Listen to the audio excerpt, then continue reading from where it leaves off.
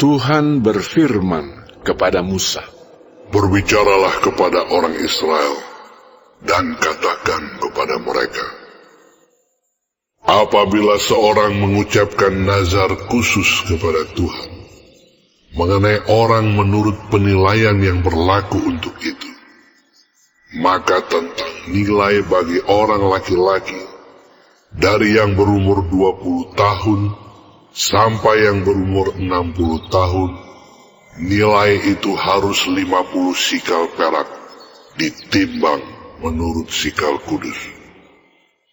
Tetapi jikalau itu seorang perempuan, maka nilai itu harus 30 sikal. Jikalau itu mengenai seorang dari yang berumur 5 tahun, sampai yang berumur 20 tahun, maka bagi laki-laki, nilai itu harus 20 sikal, dan bagi perempuan 10 sikal. Jikalau itu mengenai seorang dari yang berumur 1 bulan, sampai yang berumur 5 tahun, maka bagi laki-laki, nilai itu harus 5 sikal perak, dan bagi perempuan 3 sikal perak. Jikalau itu mengenai seorang yang berumur 60 tahun atau lebih, jikalau itu mengenai laki-laki, maka nilai itu harus 15 sikal, dan bagi perempuan 10 sikal. Tetapi jikalau orang itu terlalu miskin untuk membayar nilai itu, maka haruslah dihadapkannya orang yang dinazarkannya itu kepada imam, dan imam harus menilainya sesuai dengan kemampuan orang yang bernazar itu. Imam harus menentukan nilainya. Jikalau itu termasuk hewan yang boleh dipersembahkan sebagai persembahan kepada Tuhan, maka apapun daripada hewan itu yang dipersembahkan orang itu kepada Tuhan haruslah kudus. Janganlah ia menggantinya, dan janganlah ia menukarnya, yang baik dengan yang buruk, atau yang buruk dengan yang baik. Tetapi jikalau ia menukar juga seekor hewan dengan seekor hewan lain, maka baik hewan itu maupun tukarnya haruslah kudus. Jikalau itu barang seekor dari antara hewan haram yang tidak boleh dipersembahkan sebagai persembahan kepada Tuhan, maka hewan itu harus dihadapkannya kepada imam, dan imam harus menetapkan nilainya menurut baik atau buruknya.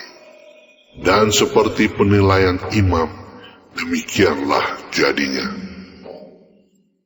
Dan jikalau orang itu mau menebusnya juga, ia harus menambahkan 1/5 kepada nilai itu. Apabila seorang menguduskan rumahnya sebagai persembahan kudus bagi Tuhan, maka imam harus menetapkan nilainya menurut baik atau buruknya. Dan seperti nilai yang ditetapkan imam, demikianlah harus dipegang teguh. Tetapi jikalau orang yang menguduskan itu mau menebus rumahnya, maka ia harus menambah harganya dengan 1/5 dari uang nilainya, dan rumah itu menjadi kepunyaannya pula. Jikalau seseorang menguduskan sebagian dari ladang miliknya bagi Tuhan, maka nilainya haruslah sesuai dengan taburannya, yakni sehomer taburan benih jelai berharga 50 sikal perak. Jikalau ia menguduskan ladangnya mulai dari tahun Yobel, maka nilainya haruslah dipegang teguh. Tetapi jikalau ia menguduskan ladangnya sesudah tahun Yobel, maka imam harus menghitung harganya bagi orang itu sesuai dengan tahun-tahun yang masih tinggal sampai kepada tahun Yobel, dan harga itu harus dikurangkan dari nilainya. Dan jikalau orang yang menguduskannya benar-benar mau menebus ladang itu, maka ia harus menambah harganya dengan 1/5 dari uang nilainya, dan ladang itu tetap dimilikinya. Tetapi jikalau ia tidak menebus ladang itu, malahan ladang itu telah dijualnya kepada orang lain, maka tidak dapat ditebus lagi. Tetapi pada waktu bebas dalam tahun Yobel, ladang itu haruslah kudus bagi Tuhan, sama seperti ladang yang dikhususkan bagi Tuhan. Imamlah yang harus memilikinya. Dan jikalau ia menguduskan bagi Tuhan ladang yang telah dibelinya, dan yang tidak termasuk ladang miliknya dahulu, maka imam harus menghitung baginya harga nilainya sampai kepada tahun Yobel, dan orang itu haruslah mempersembahkan nilai itu pada hari itu juga sebagai persembahan kudus bagi Tuhan. Dalam tahun Yobel, ladang itu harus dipulangkan kepada orang yang menjualnya kepadanya, yakni kepada orang yang mula-mula memiliki tanah itu.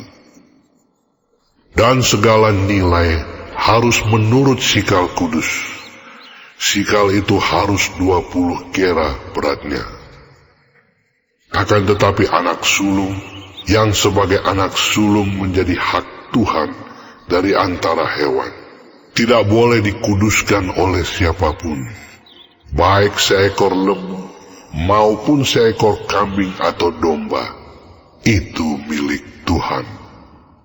Tetapi jikalau itu dari antara hewan yang haram, maka haruslah orang menebusnya menurut nilainya dengan menambah 1/5, dan jikalau tidak ditebus, haruslah dijual menurut nilainya.